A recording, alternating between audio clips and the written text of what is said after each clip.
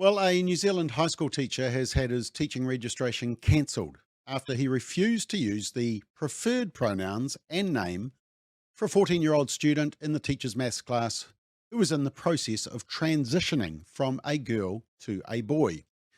In other words, because he wasn't willing to lie and compromise his own conscience, he's lost his career. Let's check it out.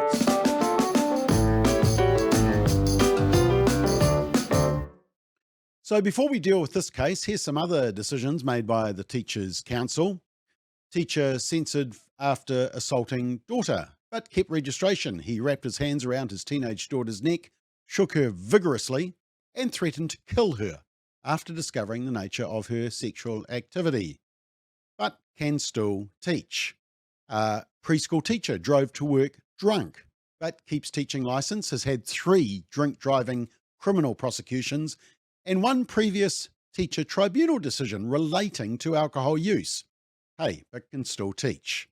A whakatane teacher was censured for serious misconduct after forcing students at a school camp to strip to their underwear and stand with their noses against a tree, but can still teach. This teacher was a convicted drug cultivator, failed to comply with conditions placed on her during disciplinary proceedings in 2013, and failed to tell the teaching council about the criminal charge, but can still teach. This Christchurch teacher was found guilty of serious misconduct after making inappropriate and offensive comments on a podcast about students, a former girlfriend, his sex life, and going to work slightly high on drugs. Still able to teach. Here's an oldie but a goodie. A teacher tried to hire a gang member to assault her principal.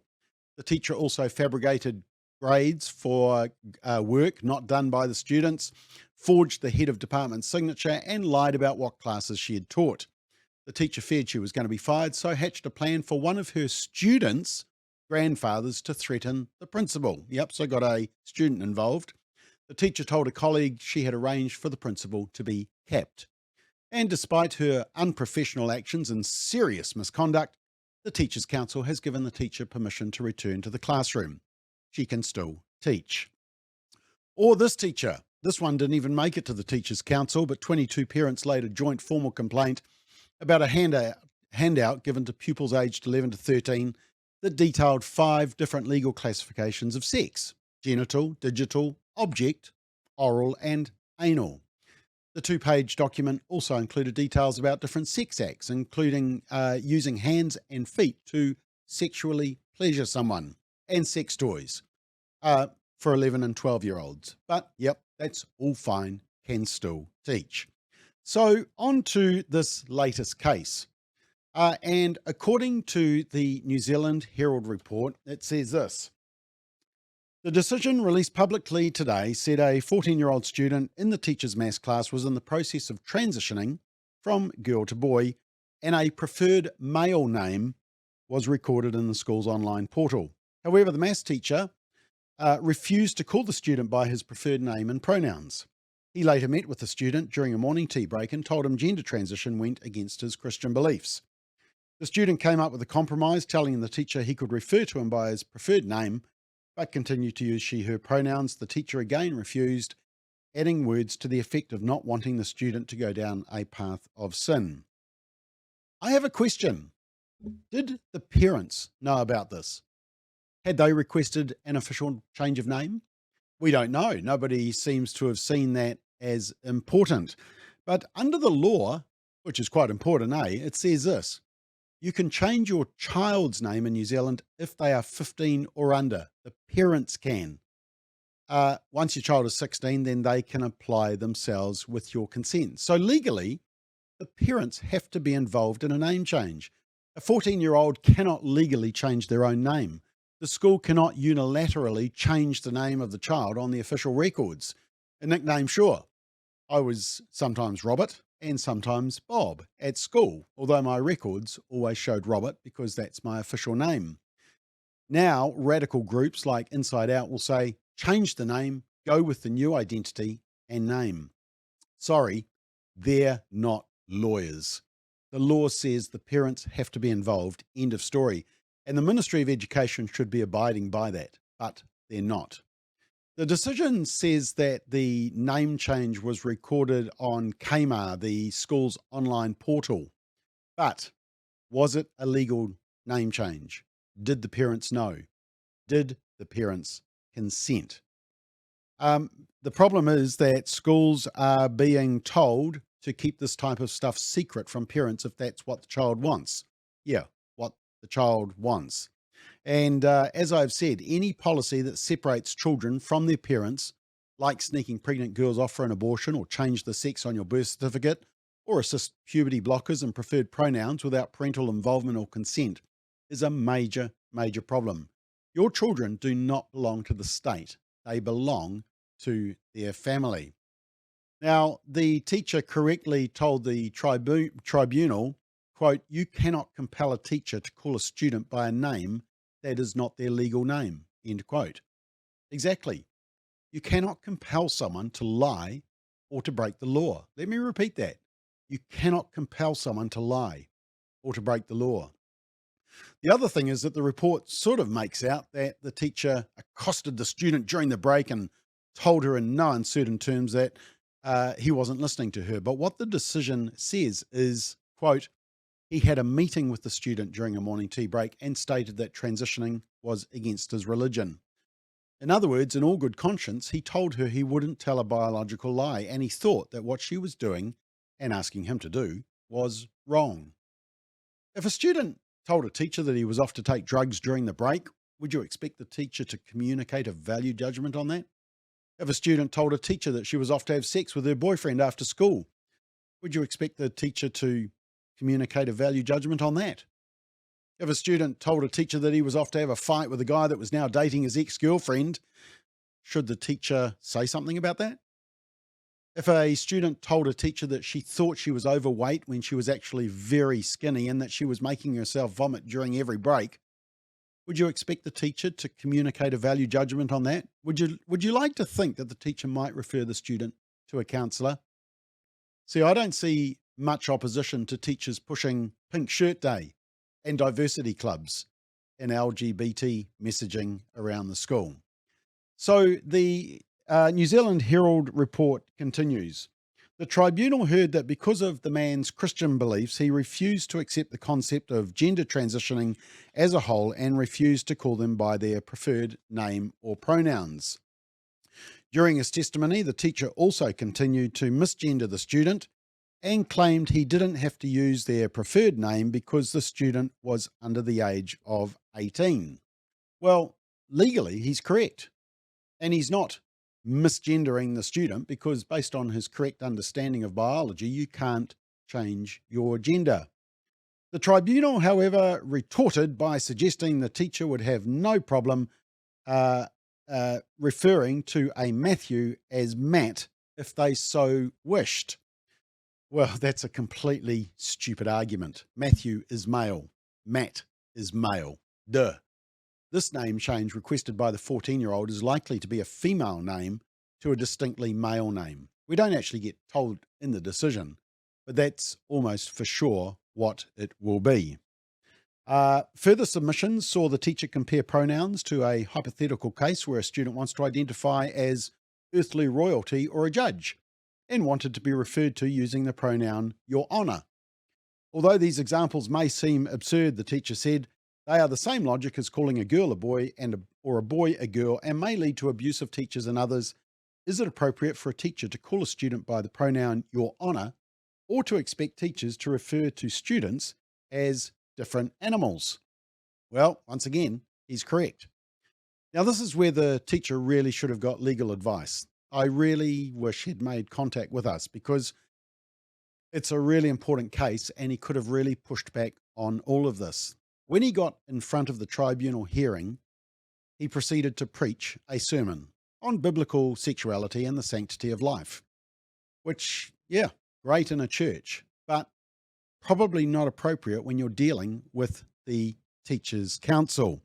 By the way, here's a recent post of the said Teachers' Council, but of course they haven't got a cultural religious worldview, have they? Yeah, right. So a sermon wasn't the strategic way to tackle this. But it is really important to note there is no evidence that the teacher preached to the student. He simply said that he didn't think you could change your gender, and that for him as a teacher to affirm that would be sin, or that he didn't want the student to go down the path of sin, or words to that effect, according to the decision. But the teaching council said this: the balance of the arguments put forward by the teacher are deeply anchored in his ingrained belief in Christianity. The arguments referencing the risk of homosexuality and abortion may well be welcome and normal within the context of the teacher's private life and views. However, they are disgraceful when used in the present context. But as I said, these are his personal views shared with the tribunal, not the student. Apparently, your Christian views are disgraceful, according to the Teachers' Council. But here's the key bit of the decision. We note that even without the submission of the teaching, the sermon on homosexuality and abortion, even without that, we would have found the charge proven on the pure conduct alone. In other words, not using the preferred pronoun and the preferred name was guilt enough to lose your career. If you aren't willing to lie, you're not fit to be a teacher, apparently. Think about that. That's quite shocking. The tribunal found the cancellation of the teacher's license, i.e. destroying his career, was the only appropriate way forward and ordered him to pay costs. The teaching council also said that the teacher was not qualified to offer some form of gender dysphoria advice to the student, particularly based on his personal Christian views. But Inside Out and Rainbow Youth and every other radical extremist left-wing group can come into the school to preach puberty blockers and preferred pronouns and cross-sex hormones and all different forms of performing sex and sexualities. Why? Because they're not Christian. Starting to see the hypocrisy here. And this doozy, the council said that they weren't trying to punish the teacher by taking away his career, and that he's entitled to his views and religious beliefs. Now, if you believe that, I have a bridge to sell you. And do you think a teacher who spoke positively about abortion and the right to choose and choosing your gender amongst the 112 options and your sexuality amongst the 200 plus options and why you should wear the rainbow shoelaces would be in front of the teachers' tribunal? So the teacher has lost his career. Now, the New Zealand Herald did a follow-up report, basically celebrating the decision and ramming down the indoctrination on this issue. Schools, including Christian institutions, little dig there, are strongly encouraged to use transgender students' preferred names and pronouns, guidelines show.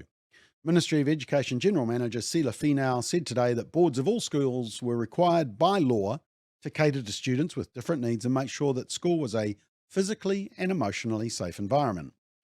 The legislation does not address specific issues such as names and pronouns, but the ministry commissioned guidelines last year which aim to give schools and teachers some direction on this issue.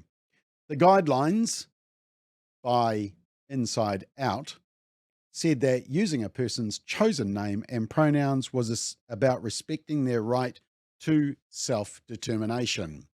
Yeah, the government has commissioned guidelines from Inside Out, a radical sexuality and gender ideology organisation funded by the government.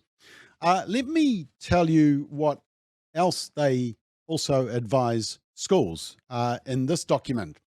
Under the heading Respecting Students' Wishes around names, pronouns, and gender, it says this: trans and gender diverse students will have various wishes and needs around their name, pronouns, and gender. They may want staff and students to address them with a different name and or pronouns than those used at home. Legally, there is no minimum age at which a young person can request to change their personal information. When a student requests that their personal information be changed, the school should consider their student's age, cognitive ability, and personal circumstances before deciding how to respond. Regardless of which kind of change a student would like to make, it's essential that schools check with the student whether they have told their parents whānau about their change of name, pronoun, or gender marker. This is an issue of safety because a student may not have support at home for such changes to be made. The school's primary responsibility is student safety, which includes affirming their gender. You see where you fit in, parents? Yeah, you don't. It's the school working secretly with the child. Remember, this is both secondary, intermediate, and primary advice. This is what the government is telling schools through a radical activist group, and it's what the government is telling children. The media report then goes on. It's not getting much better, is it? It then goes on to say, where are we? Secondary Schools Principal Association, Greg Pearce, said schools were required to use students' legal names for formal reporting purposes, but for daily practical use, most schools preferred to use students' chosen names and pronouns. Nope, there is no legal status to that statement at all, as we've just learnt from looking at the law. And if schools are required to use a student's legal name, then surely an employee, like a teacher, also has to use the student's legal name. Now, by the way, earlier I referenced the online portal that schools use for recording student details. It's called Kmart. Here's the application for a school and using Kmart and the gender question: male, female, gender diverse, not defined, transgender male to female, transgender female to male, gender diverse, not elsewhere classified. Well, yeah, they argue there's at least 112 genders, so not enough space to list them all. And sadly, I have to report that this application form that I just showed you was being used by an integrated school. The article continues. Christian schools are not exempt from requirement to protect and support trans students. Integrated schools, most of which are Catholic, are entitled to have a special character, but were still bound by human rights legislation, said the Ministry of Education spokesperson. That included the right to freedom from discrimination on the basis of sex, which has been interpreted to include gender identity. Interpreted, but only by activists. Once again, this is inaccurate legal advice. Now, there was then a comment from Dr. Kevin Shaw, who leads the Association of Proprietors of Integrated Schools, who said, for example, we've been asked by schools to confirm whether schools should use a student's preferred name and gender if this differs from the details in their student records. Our legislation does not specifically include this level of detail, and schools are unsure if they are allowed or required to. End quote. The Inside Out guidelines were designed to provide clarity where the law did not. You have to be kidding. The media and the Ministry of Education are using a radical activist group to represent and interpret the law. Why? Because it fits their narrative. I can guarantee you that if we provided the legal advice, as we did around the fact and the evidence that the anti-smacking law is criminalising good parents, despite promises by politicians that it wouldn't, the media and the ministry would be ignoring us. The article says, however, the ministry noted that its guidelines for schools were not mandatory. Boom. If there's any teachers or principals watching, remember that. However, the ministry noted that its guidelines for schools were not mandatory. They're guidelines. Ignore them. Most schools are. Now, if you know the teacher concerned in this case, get him to contact us. We'd love to organise some legal advice in the hope that he can get his career back, and with the intention that we can overturn the terrible precedent that this case sets for other teachers. When teachers are required to tell biological lies or lose their careers because of a flawed and harmful ideology which is ruining kids' lives and futures, then you know we're in a really dangerous place. It is not loving to affirm a lie.